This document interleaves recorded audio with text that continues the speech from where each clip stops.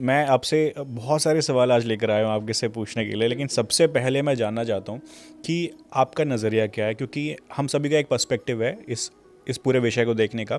तो astrology, numerology और बात करते हैं हम वास्तु की, इन तीनों को आप कैसे देखते हैं? आपकी परिभाषा क्या है इन तीनों के लिए, और ये कैसे आपस में जुड़े हुए हैं एक दूसरे के साथ? देखो, एस्ट्रोलॉजी एस्ट्रोलॉजी जो है वो, अगर हम शास्त्रों की भाषा करूं तो ये अपनी कहेंगे कि आकाशीय पिंड जो हैं, जो जिसको प्लैनेट्स कह रहे हैं, वो आपकी कुंडली में जो 12 हाउसेस होते हैं, 12 राशियां होती हैं। जब आप पैदा हुए उस समय वो कौन कौन सी राशि में थे, तो उस समय की जो फोटो क्लिक होती है ना, उसी को हम क्या कहते हैं, लग्न कुंडली। अच्छा।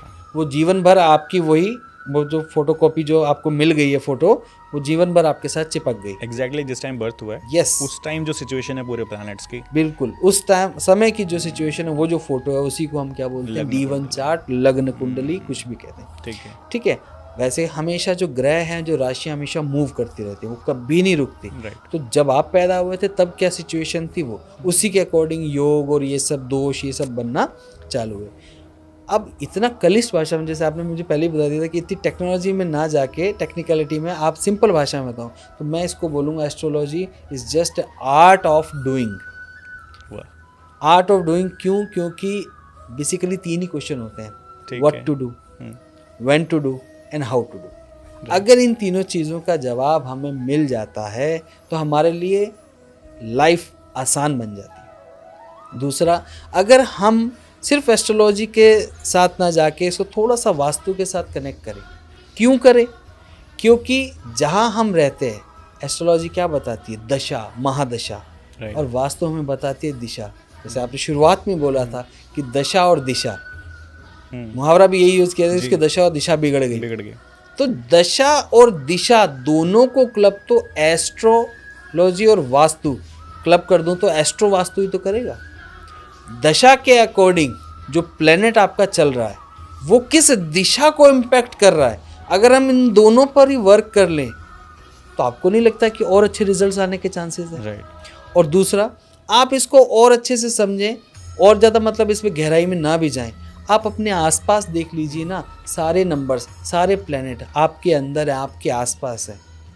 पिता सूर्य है तो सन आपके पास ही तो है। सूर्य सरकार भी है, गवर्नमेंट भी है, तो गवर्नमेंट के साथ चीटिंग मत करें। आप गवर्नमेंट के जितने भी रूल्स हैं उन्हें अच्छे से फॉलो करें, आपका सूर्य कहाँ खराब होगा। आप अपने फादर के साथ अच्छे रिलेशंस रखें, आपका सूर्य खराब हो ही नहीं सकता। अगर कुंडली में खराब भी है ना तो रिजल्ट अच्छे ही मिलेंगे। माता है वो चंद्रमा है, आपकी बहन, आपकी बुआ, या आपके घर में छोटे बच्चे हैं वो बुध है, मरकरी है। आपकी पत्नी अगर है वो शुक्र है, अगर नहीं भी है तो जो भी लेडीज़ हैं वो शुक्र को रिप्रेजेंट करती हैं।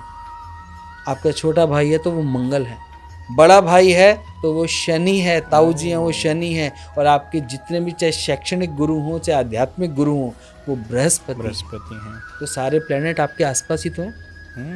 अगर आप इनके साथ एक अच्छा सौहार्दपूर्ण वातावरण रखते हैं, उनके साथ अच्छा रिलेशन रखते हैं, तो कैसे कोई ग्रह आपके लिए बुरा करेगा? नहीं करेगा। क्यों? क्योंकि आपने उनको प्लीज़ कर दिया है। जो भी आपके आसपास अगर बहुत हाई पावरफुल इंटेलेक्चुअल अगर कोई इंसान है, अगर आप उनके अकॉर्डिंग चलो, है ना, उनको प्लीज़ करो, तो क्या वो आपको हानि पहुंचाएगा? नेवर, कभी नहीं। आप चाहे बॉस का देख लीजिए, ऑफिस में अगर आपके साथ बॉस है, अगर जैसा बॉस कह रहा है आप वैसा काम करके उसको दे रहे हो और रिजल्ट्स अच्छे आ रहे हैं, चाहे बॉस कितना भी खड़ूस हो सबकी नज़र में, क्या वो आपके लिए बुरा करेगा? नहीं। क्यों? क्योंकि आप उनके अकॉर्डिंग चलते हो, आप उनका जो काम है, जो टाइमलाइन, उनको बहुत अच्छे से फॉलो कर रहे हो। वो गुस्सा करेगा क्यों? किस बात पे कर सकता है? हाँ, स्वभाव थोड़ा सा गर्म होगा, लाड नहीं करेगा, प्यार नहीं करेगा, लेकिन नुकसान भी नहीं करेगा। राइट ना। तो यही चीज़ है कि अगर हम हमारा कर्म अच्छे से करते हैं तो ग्रह भी बहुत अच्छे से रिजल्ट देते हैं। तो एस्ट्रोलॉजी, वास्तु, न्यूमरोलॉजी, ये सब के सब कर्म प्रधान है। कोई ये नहीं कहता कि भैया कर्म करने की कोई आवश्यकता नहीं, कर्म तो करना ही पड़ेगा, चाहे कुछ भी कर लो, क्योंकि वहाँ पे शनिदेव भी बैठे हैं जो कर्म फल दाता है। अच्छा, वो कर्म फल दाता है, शनिदेव भी बैठे हैं, तो वो उनकी ड्यूटी ही यही है कि आपके कर्मों को डिसाइड करना कि आपने क्या क्या किया, वो सब हिसाब किताब लिखा जाता है। तो कर्म प्रधान है ये स्थिति, this is art of doing. और जो वास्तु है वो है आर्ट ऑफ डिकोडिंग, क्योंकि हमने दशा के साथ जब दिशा को सुधारना है तो कौन सी दिशा में प्रॉब्लम आ रही है तो वो हमें डिकोड तो करना पड़ेगा ना। तो आर्ट ऑफ डूइंग के साथ साथ आर्ट ऑफ डिकोडिंग को जब हम मिक्स कर देते हैं तो लाइफ थोड़ी सी ईजी हो जाती है।